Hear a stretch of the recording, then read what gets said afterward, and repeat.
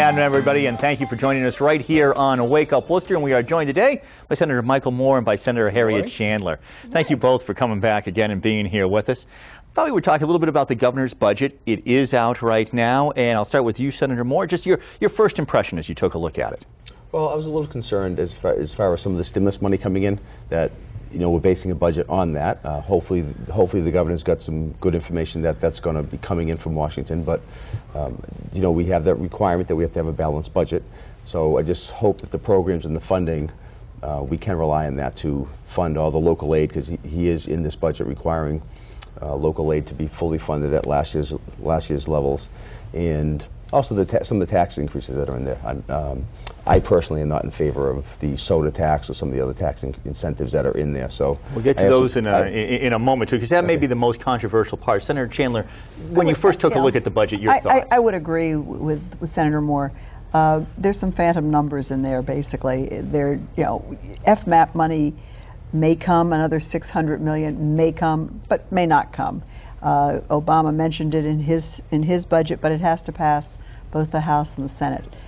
So you can't really base your budget on that. And again, is there an appetite to do any taxation at all this year in the legislature? I don't know whether that's true. Senator Chandler, it seemed though that the governor obviously had an almost impossible task. Was it about $2 billion budget shortfall, maybe even a little bit more? So when he's taking some of this stimulus money and putting it in there, you're both seemingly saying that maybe it's a little bit of wishful thinking, but where else would that money come from? Well, the only stimulus money we can expect next year, this coming year, is this FMAP money, the health care money, and that can be used anywhere. It can be used to sort of just fill in the gap. But if we don't get it, it can't be used. So that is of concern to us. In a broader sense, was this a concern also in that some of the stimulus money, by its very name, to stimulate the economy, but some of it has gone just to shore up, to make sure that some people have kept their jobs? Is that actually stimulating the economy, or is that where you've got a job for another year, let's cross our fingers and hope things get better in that year? Well, no, I actually think that is stimulating the economy, and also helping the local municipalities. No one wants to cut local aid to teachers, police, and fire. I mean, these are just, if they lose their jobs, these are more people now that are going on government services or programs that we're going to have to help get through these times. And we don't want to see teachers or local aid cut. So I do think maintaining those jobs, it was a good use of stimulus money. Because the money that they're making in their salaries, they're going to be putting back in the economy. They're going to be spending it. They're going to be going to the stores, the restaurants, and hopefully spending that money. So in fact, I do think it is a good use of some stimulus money. It is stabilizing and backfilling. That's not what my concern is.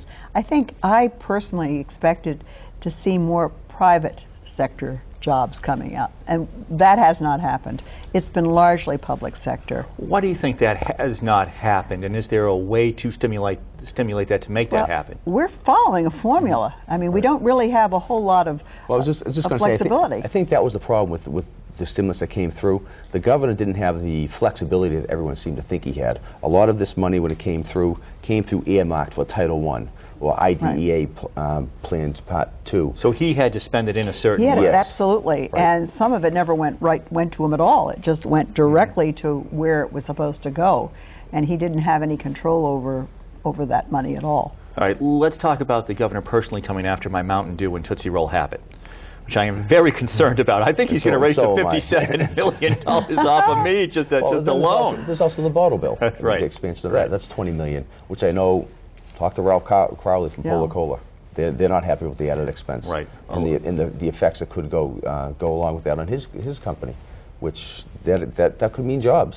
So when it comes to the candy and the soda, though, I mean, this is something of a sin tax. I mean, and the way that it's being put out there, of course, is that I'd be better off if I wasn't drinking the Mountain Dew and eating the Tootsie Rolls. But you both indicated, and Senator Chandler, I'll start with you, that it's just people are taking it as, hey, it is just another tax, and they're indicating to you that they are taxed out. We're also seeing legislators who are saying no more taxes. Right. We've done enough. We had a major sales tax last year. That's it. We also did an alcohol tax last year, which we had never had before. That's a big deal. I think that our colleagues are a little concerned about it, and people are taxed out. Right. And we're looking at that Scott Brown election. We're looking at it carefully. I'd be lying if I didn't tell you that. And what the message was, I don't think just to somebody who has a D next to their name, you're both Democrats, but I think just in general, people are saying, hey, we want to grab the attention of those who are representing us, whether it's Republican or Democrat. But I just wanted to follow up quickly before I ask you about the candy and about the soda, on something that you said when it comes to being taxed out. Do you think though that the tax on rooms, that the tax on meals, that the tax on alcohol, has that helped though?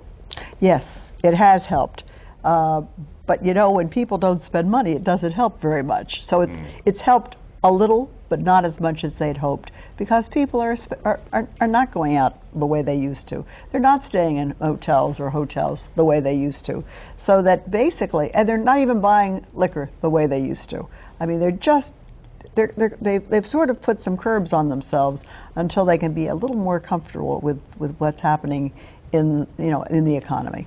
If you look at in the 7 months, we right now, out of the 7 months of this fiscal year, we've met or exceeded the benchmarks for revenue expectations, which is a positive. It's been 2 months that we haven't. The $24 million in July and September was $250 million. If those were not in place, and I didn't support the alcohol part of it, but if those weren't in place, the revenues that we brought in would have been much lower. So when we were trying to stabilize a crisis that was taking effect. So then, based on that, why not have the tax on soda and candy? Well, because I think at some point you've got to stop. You just if you want to lose this reasoning, just say, well, let's increase it all down the line on everything. Yeah. You can't. You can't keep putting the pressures on the people. At some point, you got to say no. We got to look internally and continue to look internally, I should say, and stop the spending. And that's exactly what we're trying to do. A lot of cuts have been made, an awful lot of cuts. Unfortunately, most of the cuts come in the Health and Human Services area, and that's not the best area to have it happen, because there are human lives involved in that one. Yeah, and you know what? Why don't we pick it up there in just a moment, because I think that is the next part to get into, and we'll start with you, Senator Chandler, about this delicate balance about, where do those cuts come from? I mean, when we look just at Worcester, for example, City Manager Michael Bryan said that this past year they had to start cutting into the bone. I mean, there just wasn't anything to cut except core services that people would normally expect their government to provide. So where might some of these cuts to the budget come from? We'll find out straight ahead right here on Wake Up Worcester.